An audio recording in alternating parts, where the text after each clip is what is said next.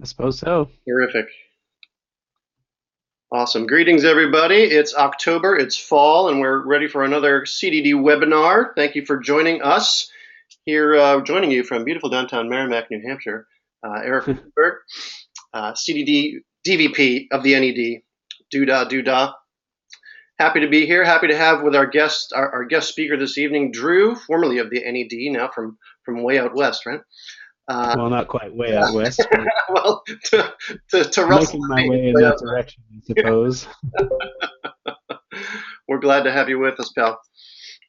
So, I see Chris has joined us too. Welcome, Chris. Good to see you. Thanks for being here. All right. Before we dive in to tonight's webinar, there's just some news I want to share before we get going. Always want to plug the outstanding in front videos that the Society CDD committee is doing. Uh, Larry Dodge done a great job with those from basic conducting right on up through. It's a sequential series of videos for us, for directors. You know, we can't always make it to Harmony U and have one-on-one teaching. These are great little videos to help with you and your conducting along the way of your journey of learning this craft, right? So check it out. There's the link there. YouTube user is Barbershop Harmony 38 if you haven't already subscribed to that. Some great stuff on there. Check it out. I wanted to get from some feedback from you guys, any of you out there who were at Burlington last weekend at our district convention, NEDCon, and talk to you as directors about how you felt it went for you, for your chorus, the hotel, the facility. How was it for you? How we did things. I want to get some feedback for you because guess what? In 2 hours, I got a board meeting with the district board, and I want to tell them what you thought. So I know Russell, you weren't there, but I see a couple other folks out there. If you'd like to chime in and say hello, turn your mic on, and tell us how it went for you, and why. Chris and Rich, you're out there. Maybe if you want to answer in chat too, I'll turn that on.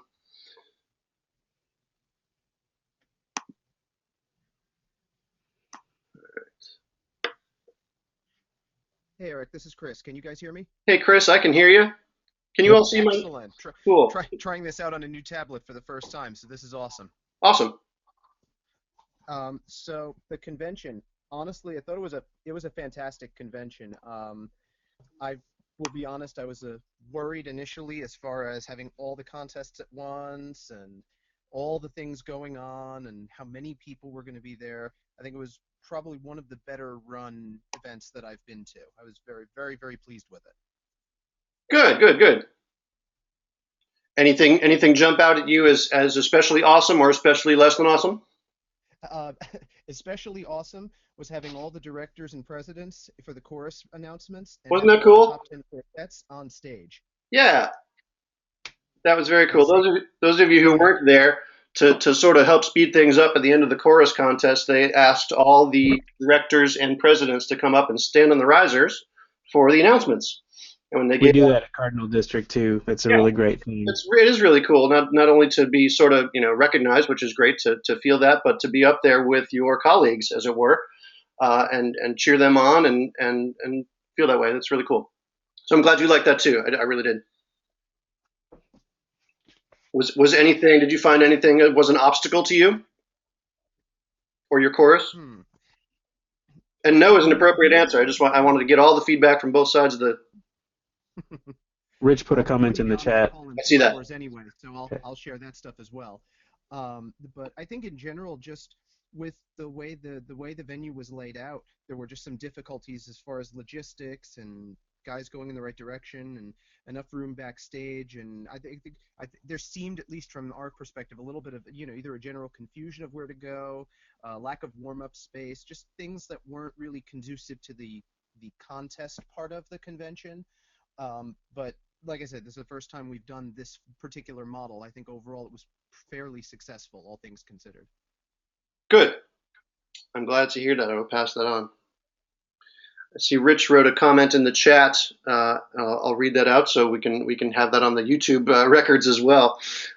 Dismayed to hear the judge's comment about not singing classic barbershop charts when there are charts that chorus members enjoy singing and audiences enjoy hearing that are listed as contestable and align with BHS directive to perform such songs. Yeah, we sometimes I I don't can know, probably. I don't know what songs you're referring to in your performance, but and so I can't speak to that. But someone else wanted to chime in on that. Go ahead. Well, I was going to say, I mean, I can comment on this generally, Mm-hmm. because I understand where you're coming from. The BHS as a society itself is making a big push, of course, for outreach, and so there are a lot of songs.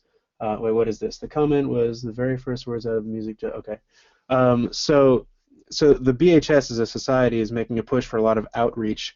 And so there are a lot of arrangements that are not strict barbershop that are coming into publication through the society, and they're trying to get groups to perform them. A lot of them are very singable, so they're easy, they're fun, but they don't necessarily come out as being the best contest vehicles. And so I also want to comment on the concept of songs being contestable, because that's something that has kind of changed over the last couple of years, especially like in the last 3 to 6 years, as the judging system keeps evolving.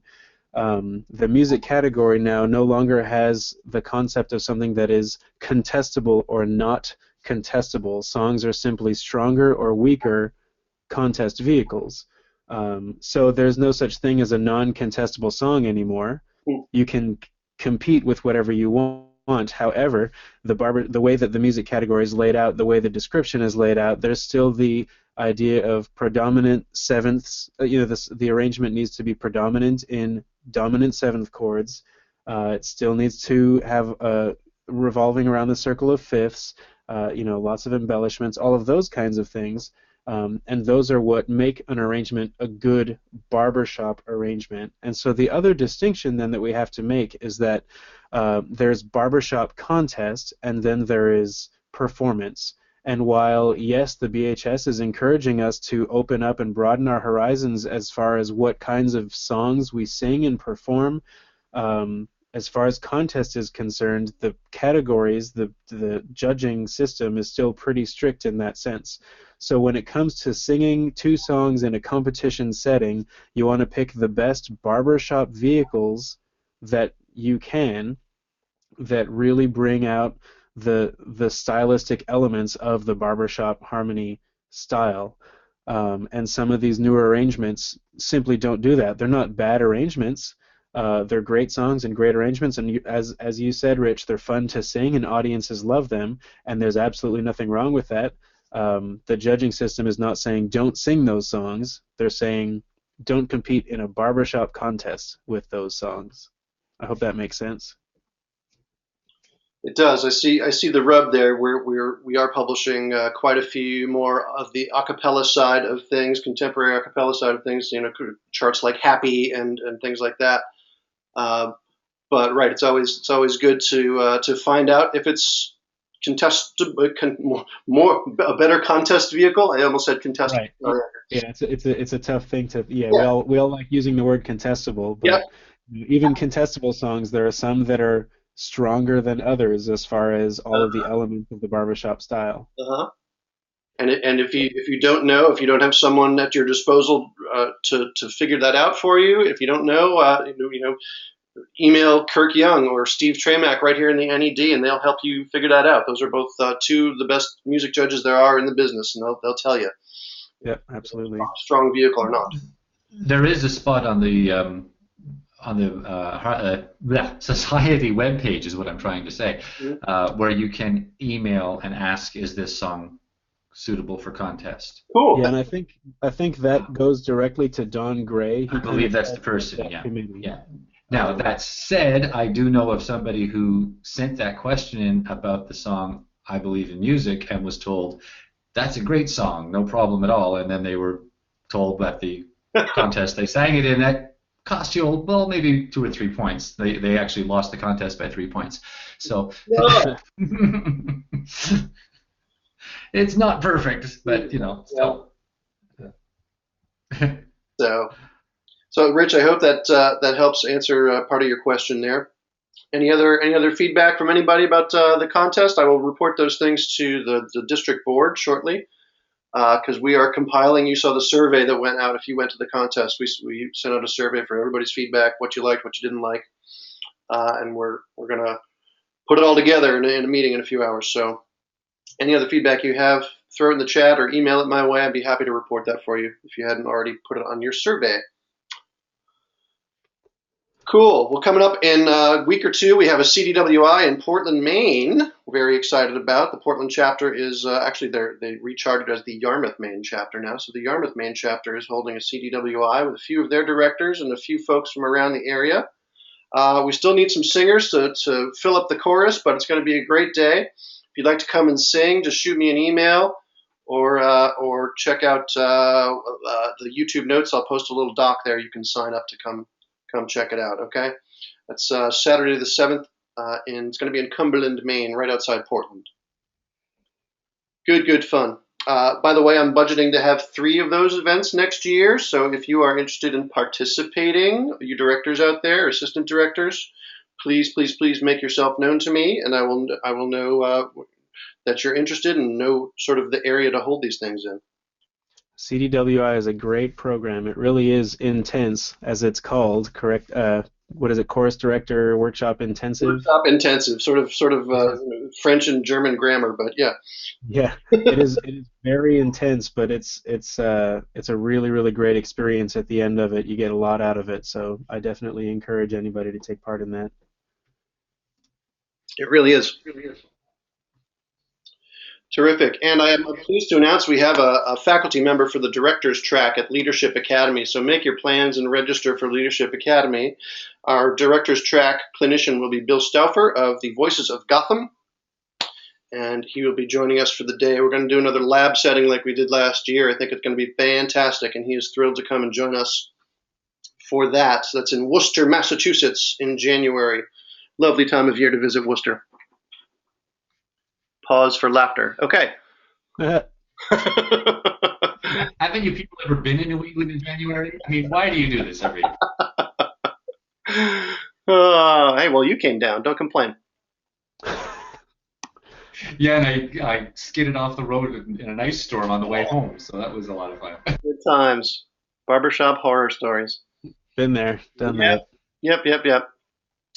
So, by the way, if you don't already know, all these webinars are archived online on the district website, anydistrict.org/directors, and they are all there. You can go catch up and replay all the wealth of information that our guest speaker was going to relay upon you tonight.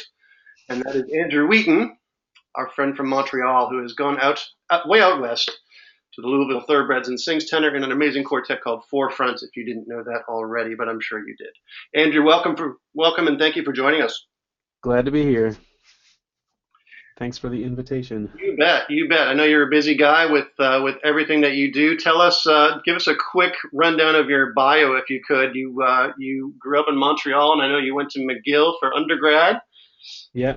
So, I've been around barbershop since I was born. My dad, Steve Wheaton, was in directing choruses and singing in quartets and whatnot before I even showed up on this planet.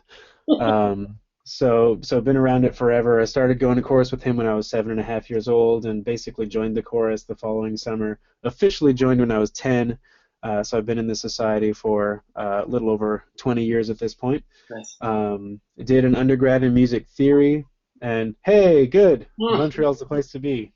Go Habs is right. I did my first undergrad at McGill in music theory, and then after marrying my wife, I moved down to Louisville, where she's from, and did a second undergrad in music education at the University of Louisville, and then I just in May completed a master's in choral conducting at the University of Louisville. Yeah, that's right. So many degrees, I get them confused. Yeah, there's just so many degrees. I don't know what to do. I need to start using them. Is really what the situation is. I've been singing in lots of different quartets and choruses. I like to joke that I have doubled my first quartet score My first ever quartet contest, my quartet scored a 41 average overall.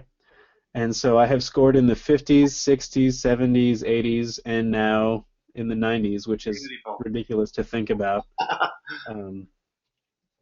So there's that. Been directing the Thoroughbreds for about 4 years now, and we just finally won the Cardinal District a couple of weeks ago. So this will be the first time the Thoroughbreds go back to international in the last 11 years. All right. The last time they went was in 2005 in Salt Lake City. And then before that, I think 99 or 2000 was the last time that they had gone. So we're on the upswing. Nice. Congratulations. Thank you. Awesome, awesome. And tell us what you do when you're not conducting the Thoroughbreds or rehearsing with Forefronts, or I assume you teach private voice lessons and things like that. Do you have a day job, or do you just do tracks? That's pretty much it. I make learning tracks, so that keeps me busy. I do 4 or 5 of those a month. I teach voice lessons to Thoroughbreds actually throughout the week.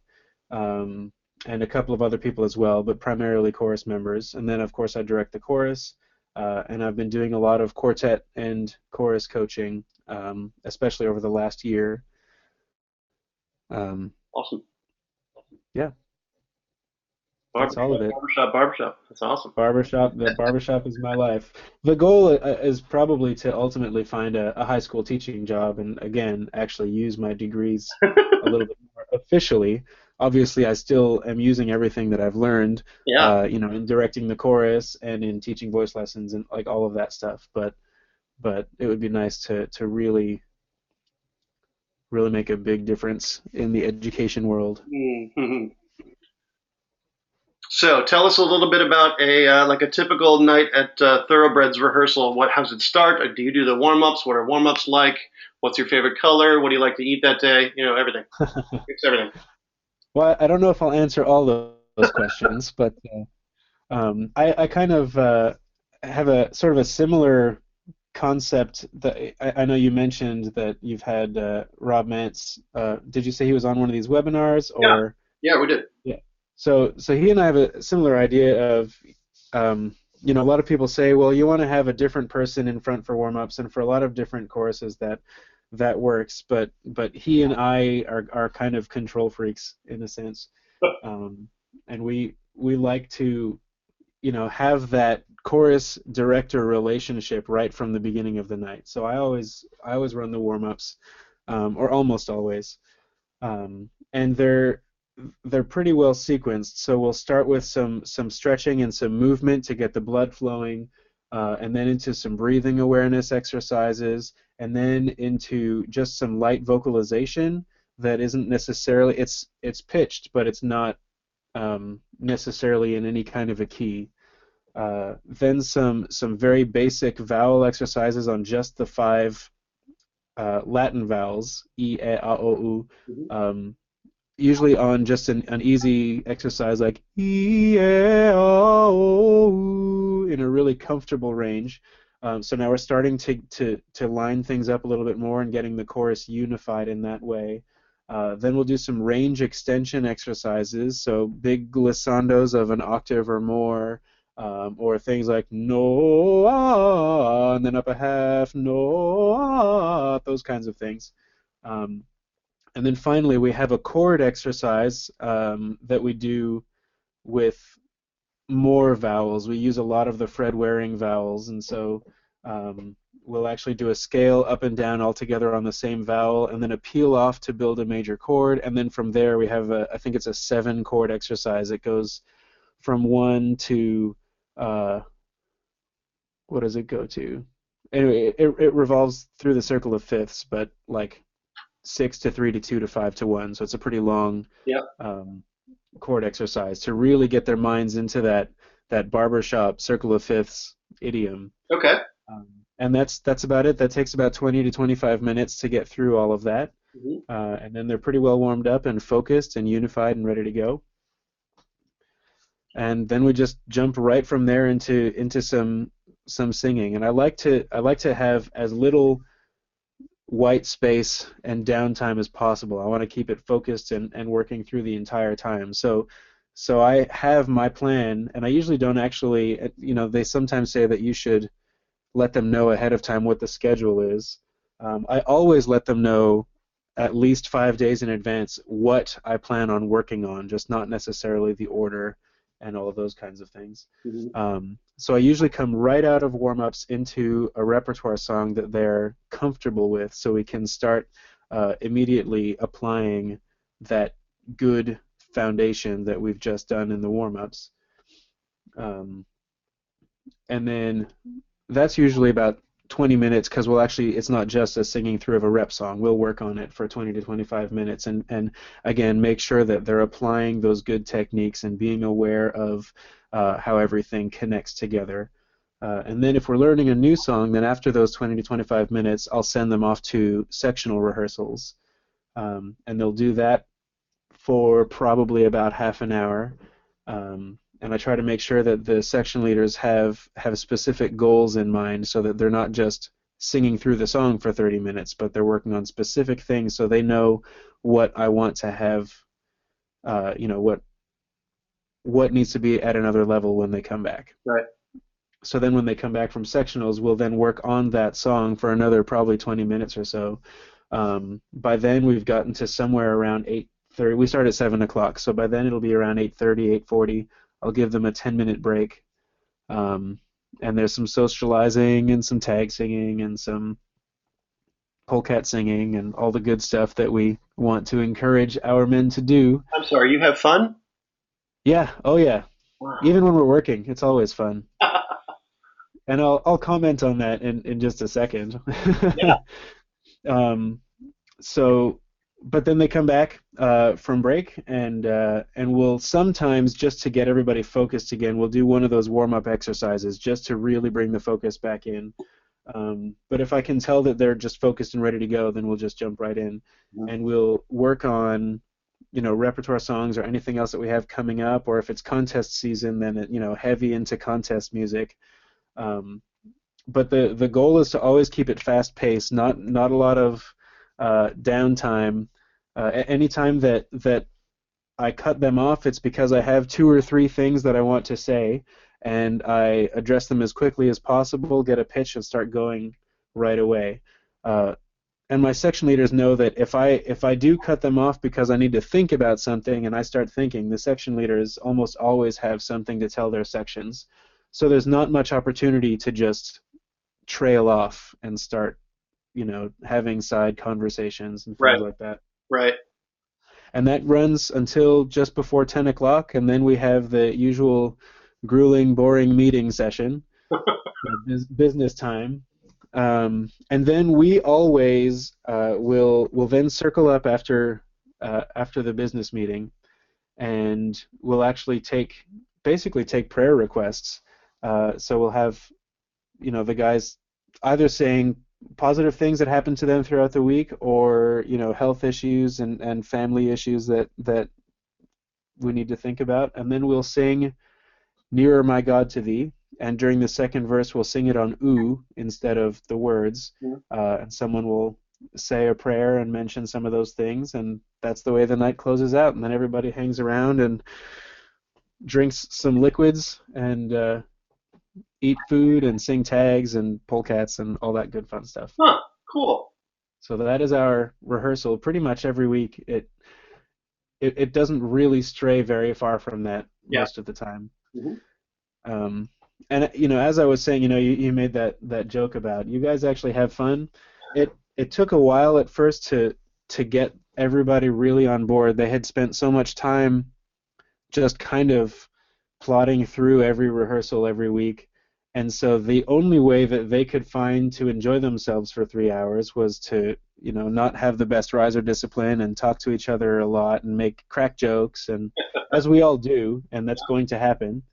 And so part of the idea is that you still have to allow some of that to happen and even play along, so that it's not just completely strict the entire time. Right. But it's only a certain amount. You kind of have to as a director, plan how much and how often and when you're going to sort of let these things happen, and sometimes even instigate, just to be like, oh yeah, we are still allowed to have fun. Yep. But the other thing is we've started to really build a culture of really hard work and progress and improvement is an incredible amount of fun. And so the guys will get really, really focused, for a solid 45 minutes to an hour, which is why we need to have a break in between, in the middle, because they're so focused that their brains start to get worn out. You can tell when that's coming. Yep. But there's just it doesn't happen every week, but most weeks, it gets so focused that I can cut them off and say 5 words, blow pitch and go, and something has improved because we're just ready to work. They just want to learn and improve and get better. And so it's that mindset of, we're here to get a job done, and there's plenty of time before and after to socialize and have that kind of fun, so we're having the musical kind of fun. Cool. I like that. I like that. So tell me how that came to be. Was that it? You say you were here for 5 years. Was that already in place, or is that something that's sort of grown as you've been here in your tenure? It's basically grown as I've been there. So I started when I took over. I kind of tried to just instill that from the get-go, and it didn't really work. It kind of met a bit of resistance, and so it took. I have to think back now. I took over the chorus about 4 years ago, and it was a matter of reminding them that there was a riser discipline, a riser etiquette already in place that they just haven't really been following. And so it took a little bit of, we had our president kind of took up the position of sergeant at arms to make sure that they were really following that riser etiquette plan. But at the same time, we kind of just had to let some things go. We had to be okay with whatever improvement we got, and instead of really hounding them for the stuff that was not working, we had to really make sure to to thank them and to applaud the things that were better. Yep. When there was improvement on the discipline side of things, I'm not talking about on singing or music, but just on the riser discipline, when things went well, when there was good focus and good attention, we made sure to appreciate that and reward that in a sense. So in that way, things started to get better, and it also took not convincing, but really getting the music team all lined up on what the musical goals were, and the fact that the musical work could be and would be fun and interesting and exciting in itself.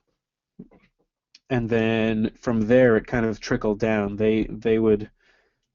It was almost like a pep rally from week to week to just kind of convince everybody that, hey, this is actually a whole lot of fun. Hey, did you hear that really incredible chord? Yeah, let's do that more often.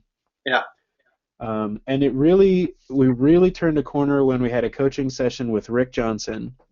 Yeah. For those of you who don't know, Rick Johnson is our current singing category specialist, and he is with Ambassadors of Harmony in St. Louis. Incredible judge, incredible coach, incredible person. And one of the things that he did was talk to the chorus about the culture of a chorus and the culture of a rehearsal. And one of his big things that I've taken with me to all of my coachings and everything else is to always celebrate the victories in everything that you do. So that the first thing that he would ask the chorus was, okay, what did you do well in that last run through? And inevitably the first answer would be, it would either be something that didn't go well, or it would be, well, this went well, except that something.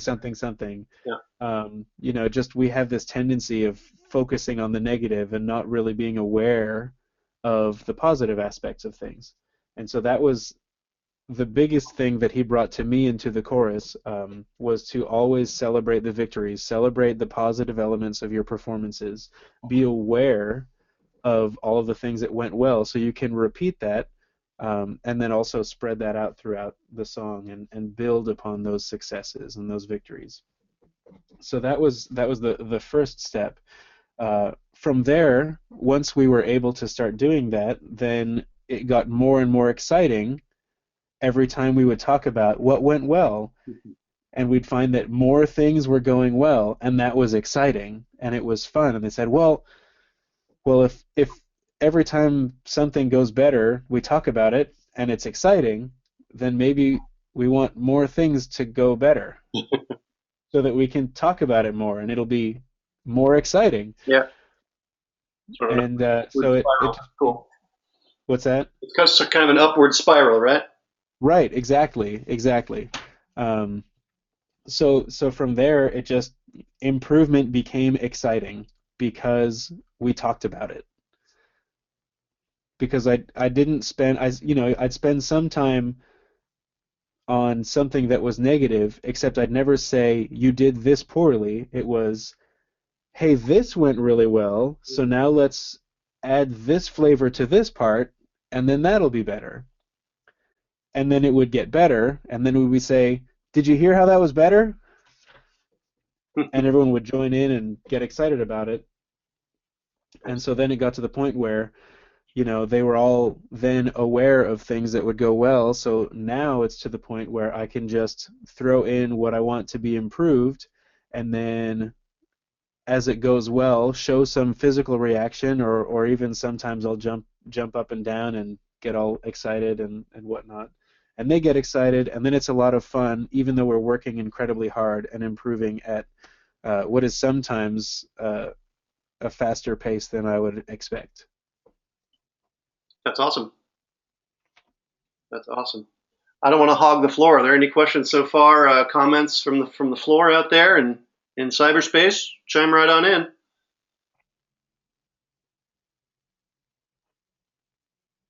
Boom, boom, boom, boom. Chat here too, just in case. Well, one of the things I noticed you said was that they are hyper focused for 45 minutes to an hour or something, and that I think what helps that to happen is that when you cut them off, you have three things in your head already that you want to say and help them work on, right? Right. So yeah. I think what a lot of new directors, perhaps singers who have become directors and aren't don't have conducting experience or a master's degree like Andrew Wheaton, that's the thing that they lack, right? Is that they're going to cut off and say, okay, what do I need to go work on? And then that's that moment that you lose everybody's focus, right? You've got to have Absolutely. that before you. And it's hard, I mean, those of us who have been doing it for a while forget how hard it is to listen while you're directing early on. Yeah. It's I do have a couple assistant directors. I'm not the only person out front all of the time. And I'm also trying to train some more people to be assistant directors, and it's that training that it's interesting because it's good for me. I remind myself of things that I'm needing to improve on. But also we had one of our assistant directors out front, and he was really focusing on what he was doing with his hands, but I had also asked him to actually work on the song, and he would cut off the chorus and then look at me and go, I have no idea what they just did. Yeah.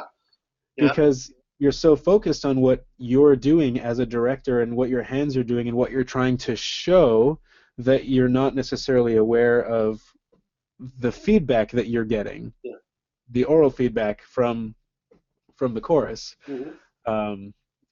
So that's an interesting thing to learn, and the thing that I got from my conducting professor while I was working on my recital, he said, don't cut them off every time you have something that you want to fix.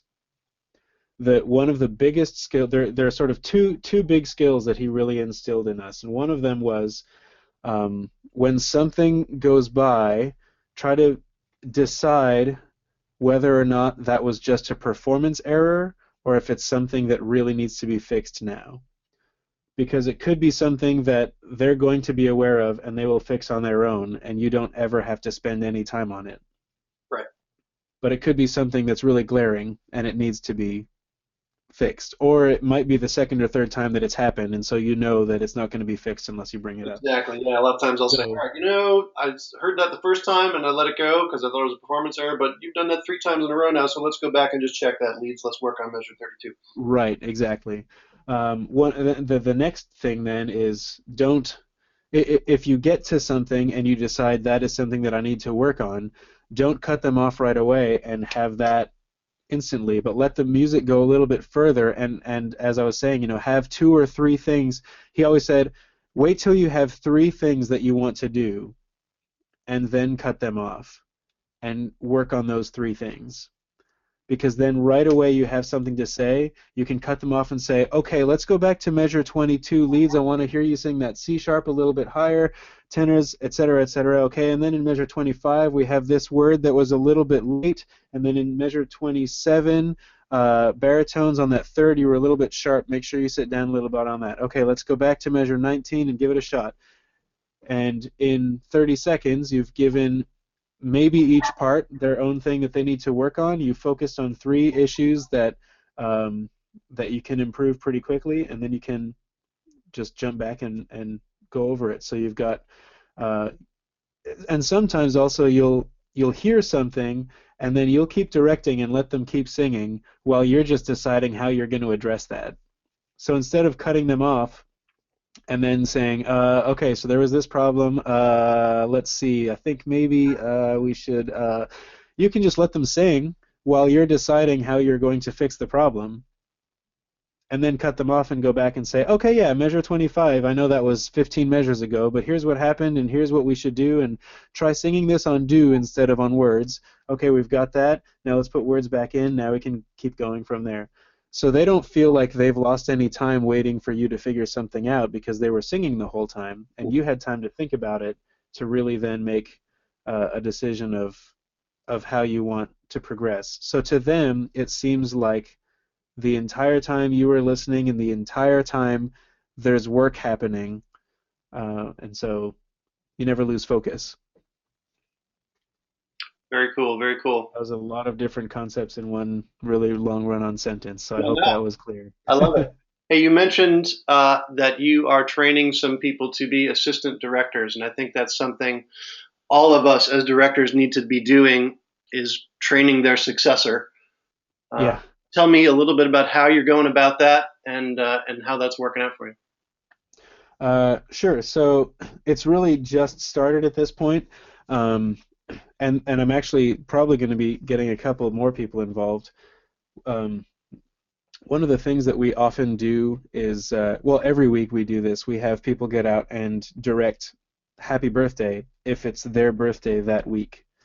So the good thing, so basically we're all still standing in that circle that I talked about earlier, and anyone whose birthday is coming up that week, they get into the middle of the circle and direct, which can be a bit crazy because sometimes there are 3 or 4 people directing all at the same time. But that kind of lets me see already what, physically where people are as far as their coordination and their concept of meter and tempo and all of that. Yeah. And so from there, I've picked 1 or 2 people that I think are good candidates, and spoke to them and gave them a pretty easy song. So for the one I was referring to, I gave him "Nearer My God to Thee," which the chorus already knows. It's fairly simple in 4/4. There are only a few little things here and there with gesture of syncopation and those kinds of things, but for the most part, it's fairly straightforward. And so the first thing that I did was just took them aside and for a couple of weeks gave a quick little conducting lesson of here's what a 4 pattern looks like.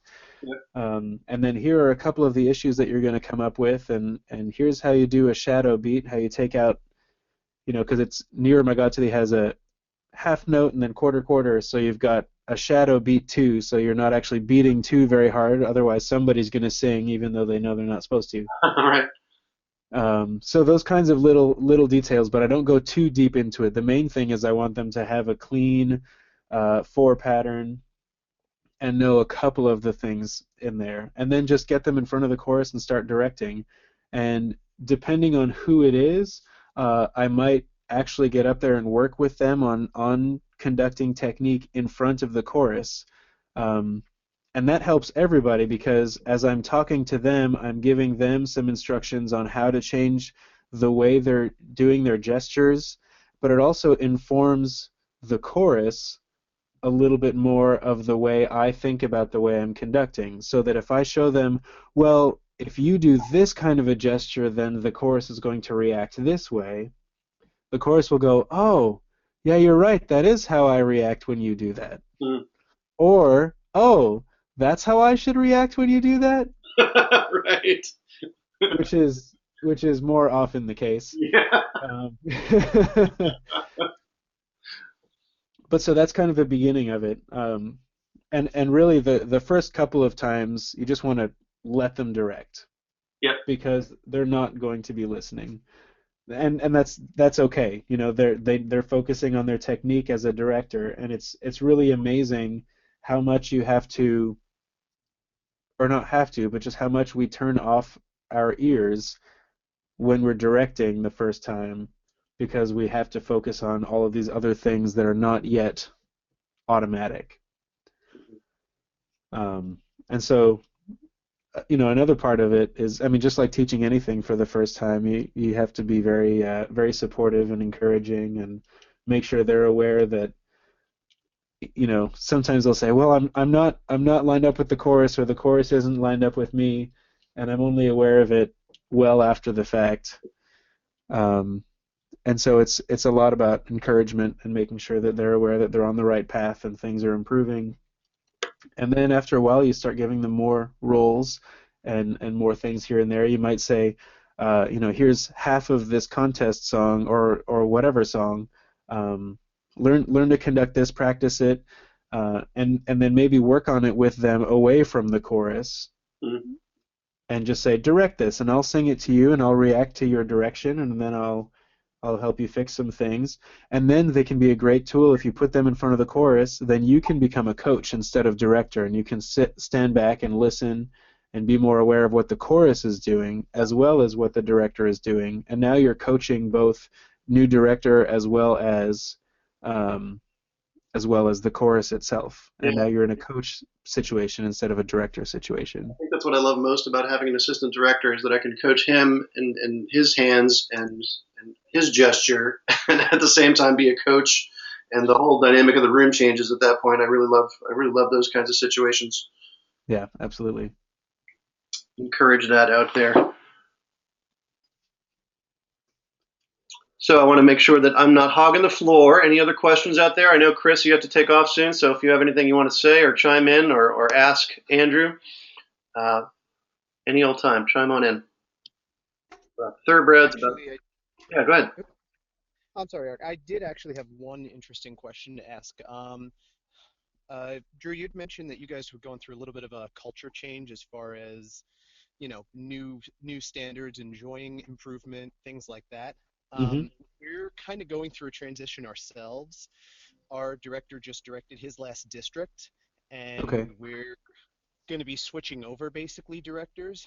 And there's a sense about the chorus that that's kind of the direction we want to go. Is we've been doing well, we've been getting better, but now it's time to kick it up in the next gear and see what the chorus has. And I'm just wondering, you know, if you could talk just a little bit more about how you guys manage that culture change, and as well as basically the effect slash coaching from your music team, section leaders, guys like that, and you know what impact they were able to have with the chorus, and you know how that all came together. Sure. So we're still working a lot on that, and it's getting better, and we're figuring out what works for us, and really every chorus, because every chorus is made up of a different set of human beings. Everything is going to be slightly different for everybody. One of the things, you know, we've tried a lot of different things like attendance policies. We've done a lot of things with recording and feedback. I think what it comes down to at the end of the day is that you need to be encouraging and helpful to the guys instead of just putting demands on them and increasing standards. If you're going to increase standards, you also need to have a plan to put forward saying, okay, these are the new standards, and this is how I am going to help you get there. So the biggest thing for us is anytime we've upped the standards of the chorus and upped the drive and upped anything, we've had to say, okay, and here are the educational plans. We're going to have small groups break off from the chorus and get more one-on-one individual coaching. We're going to do personal vocal instruction things. We're making ourselves available. We're doing recordings almost year-round, so instead of just doing evaluation recordings to qualify for contest, we start far earlier, and the first 3 or 4 rounds of recordings, and this is where the individual members will record themselves and send those recordings to their section leaders. They're feedback only, so there's no score given, there's no pass-fail, none of that. It's just, here's a recording, we'll send you feedback and give you ideas on how to fix some of the larger overarching issues, as well as, of course, the feedback is filled with all of the positive things. So the biggest thing is just a plan on what the leadership is going to do to pull up the sort of, Joe Barber shopper. So the more that we set up those different kinds of plans that said, here's what we're going to do for you, the more excited they were and the more interested they were in putting in the extra work to then make it happen. Is that helpful? I think it definitely is. I know one of the conversations we've had in the course previously is follow through. It's not just, okay, we have a plan, this is what we want to do, but then, okay, let's accomplish that plan and let's actually go with that. And that's what I'm hearing a lot of. Was it wasn't just, okay, we wanted to have this culture, but now, okay, this is what we're going to do, and we're going to go and do it. And right. Everything is going to be about building up the guy next to you on the risers, and bringing him along, not excluding, but including as many people as possible and get them absolutely up to where everybody else is. Yep. Yeah, we have a number of members in our chorus who have been in the chorus for a long time. We have I think 3, maybe 4 members still singing with the chorus who have like 5 of the 7 championships with the Thoroughbreds. So we're talking going back to the 60s and 70s here. So they've been around that long. But there are also some who have been around for 20, 25 years, and that basically goes through sort of the end of the height of the Thoroughbreds all the way down to when there were only 18 guys left. Like however long ago that was, maybe 12 years ago, to then the rebuilding from there. And a lot of, anytime we talk about raising standards and raising expectations and having, the dreaded red line, the cutoff, we have people who get kind of upset. I don't want to say upset about that, but people who worry that we're going to become exclusive. So anytime there's any kind of a standard increase, it needs to be met with 2 or 3 different ideas of what we are going to do as a leadership to make every man in the chorus reach that new standard, as opposed to it being a line where if you're below this, you're being cut off. It's a line where this is the bar that we're going to raise you all above. And when it's presented that way, everybody gets excited about it, as opposed to everybody getting scared of it. Mm-hmm. Are the Thoroughbreds auditioned, Andrew? We do audition, yeah. And is that what's that? Is that to make sure they can match pitch and carry a tune, or is that more advanced than that? It's slightly more advanced, but that's essentially it. Okay. The audition ends up being they have to sing, keep the whole world singing on whatever part it is that we have assigned them. But they are allowed to use the sheet music when they're doing that. Mm-hmm. And they are singing along with a full mix recording of the learning track.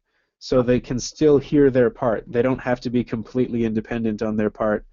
Um, and of course we want as much independence as possible, but we also know that in a chorus setting, you will be able to hear somebody else singing your part. Right. And so we're definitely not at that point where we can or even need to require that every man in the chorus be capable of completely confidently holding their part. I think every man in the chorus could hold their part on their own, but confidently is another question. And often it just takes having another person standing next to you who you know sings your part to make you confident that you can do it. And so basically it starts off, the guests will come in on the first night, and I usually meet with them privately on that first night, and I'll take them into a room somewhere and just do some scales and some different vocal exercises just to hear where their voice lies and where they're most comfortable, and then ask some questions and find out their musical and choral background, and then from there have a discussion with them about which part they can and would like to sing. And then from there they're given the learning tracks and the sheet music to keep the whole world singing, and within 3 or 4 weeks they usually come back in and do the audition. Cool. But past that, it sounds like you are pretty inclusive as far as your culture goes, and you want to bring everybody along for the ride, right? That as much as possible, yeah. We do. There are a couple of people. There are a couple of people who joined the chorus before I was there, when they were at the point in the chorus's life where it was like, we just need bodies in this building. Yeah. And to open it up, the tough situation is that there are a couple of members who are not very strong singers. As they've got decent voices, but they can't really match pitch very well, and can't really learn their part to new songs very well. And so in that sense, it muddies up the music a little bit. But these people are also the most dedicated members. They're the guys that are there every week, half an hour ahead of time, setting up the risers and tearing down at the end of the night, and making sure there's food. And so it becomes a tough situation when we get close to contest, and we start to be in some way exclusive. Not, we're trying to be as inclusive as possible, but sometimes a line has to be drawn. And so we're still working out how we want to go about those kinds of things. Mm-hmm. And for example, one of them at this past district contest, he performed with us and he did all of the choreography, but he didn't actually sing while he was on stage. And he was also completely content and happy to do that, and was excited to be a part of the whole process. Well, good. So, yeah, and it's interesting that those are the people who are going to be completely like that. He's all about, I will do whatever is best for the chorus. And some of the other people in the chorus, who are the strong singers and the more capable singers, will stick up for him and say, how come you're not allowing him to sing? Mm-hmm. And so it's an inclusive culture all the way around in that sense, and nobody's really offended. But yeah, those are the tough decisions you sometimes have to make in that sense. Sure.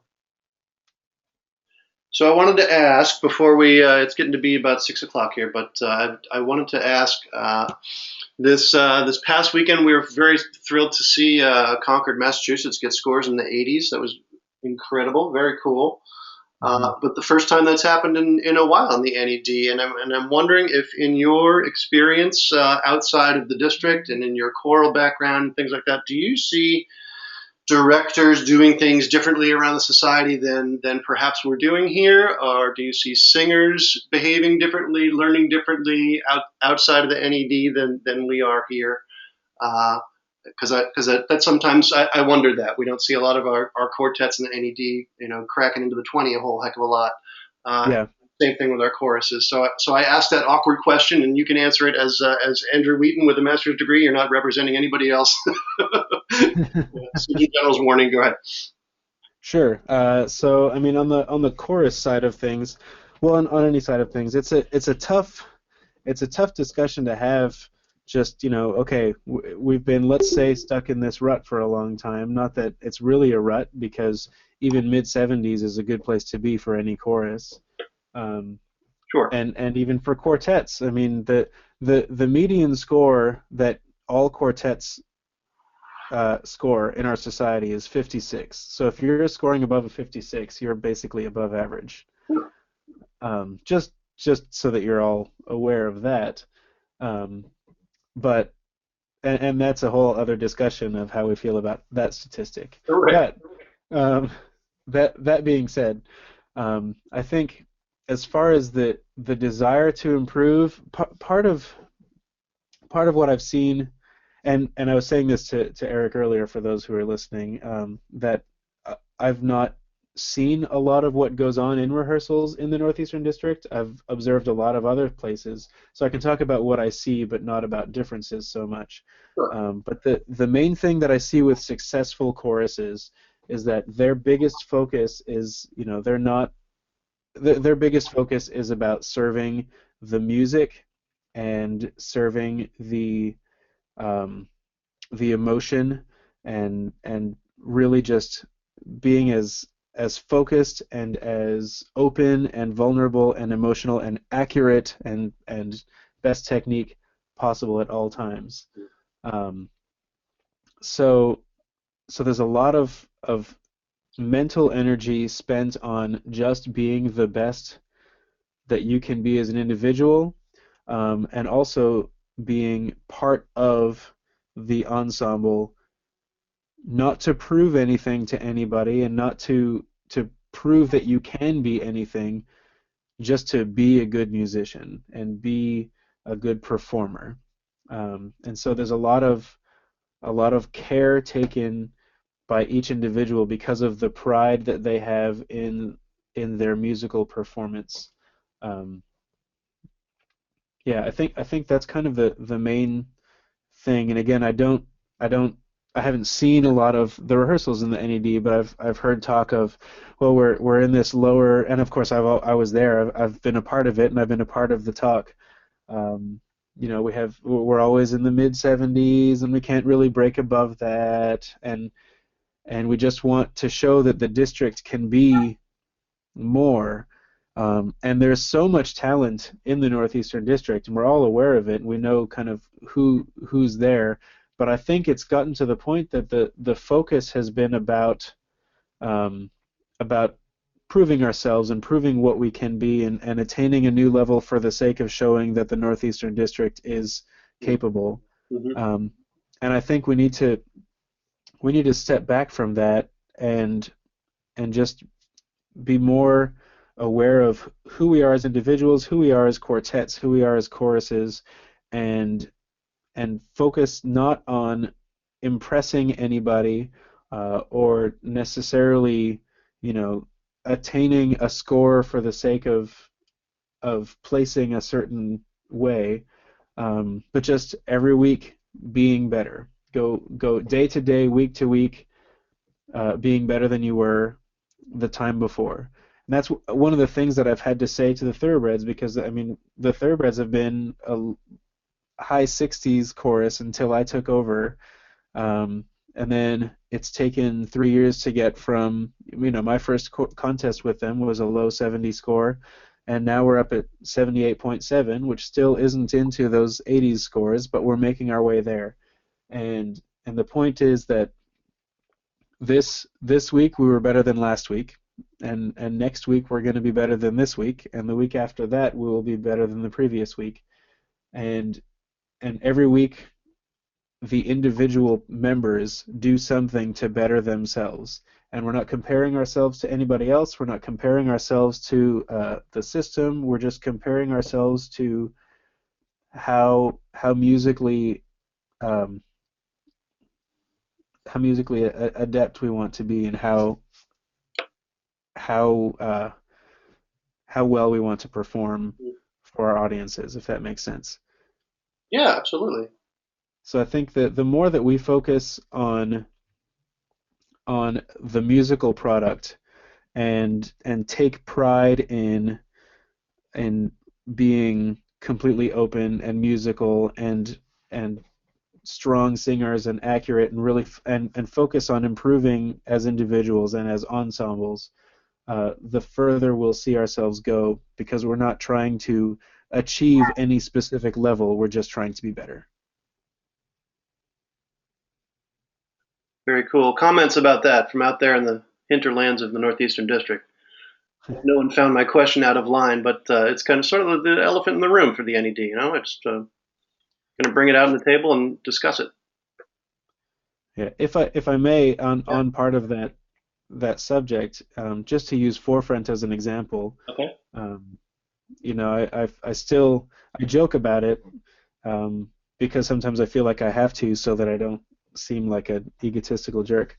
But you know, we scored a 92.6 this year, which is ridiculous. Yeah. It's just a crazy score, and I sit back and, you know, I come home and I could just sit back and go, yeah, that's amazing. I'm content. And it's not that I'm not content or that we are not content. Of course, we're extremely excited to be where we are. But there's always more that we want to do. There's always, you know, there are musical things that we want to do better. And it doesn't matter what the score is. It doesn't matter what number anybody puts down on a page. And of course, it's easy to say that at this level, but the concept, I think, is the main point, that we're not doing something to get a score. We're doing something because it is what needs to be done. You know, we work on our vowel targets together still every single week because we know that that is a place where we can improve. We work on we work right now a lot on being accessible and vulnerable and emotionally open. And that is a hard thing for us to break through on, but it's something that we need to improve on. And so, you know, every single week we come in with the attitude of, what are we going to do better this week? And, you know, at the end of the day, thankfully we're seeing our work pay off in numbers on a sheet, but more than that, we're seeing it pay off in the way that we feel about what we're doing, and the way that audiences are reacting to us, and our friends and family members are talking to us. But really, it's about how the music is making us feel at the end of the week, and how we feel about how we are serving that cause, that music, and those emotions. That's awesome. That's awesome. That's where it's at, man. It's not about the numbers they write down, whether it's a 57 or a 92, right? Absolutely. Very cool. All right, one more shot out there for any other questions or any other topics you wanted to talk about, Drew, before we let you go. So I know you got lessons coming in the door soon. Yeah. Russell, Rich, anything out there you want to add or ask? Just thanks for a good session again. To Drew and to Eric. Thank you, Eric, for doing these. I'm just the talk show host. I'm giving Drew all the credit. Very cool. Thank you, Rich. I see that chat there. Thank you. Good to hear the comments. Thanks. You bet. You bet. Well, we thank you, Drew. We wish you the best of luck out there. And you're making all of us proud. We're wishing you all the best of luck with your quartet and your chorus this summer. Thank you. I appreciate it. You bet. All right, gang. We'll talk to you soon. All righty. Great to be a barbershopper.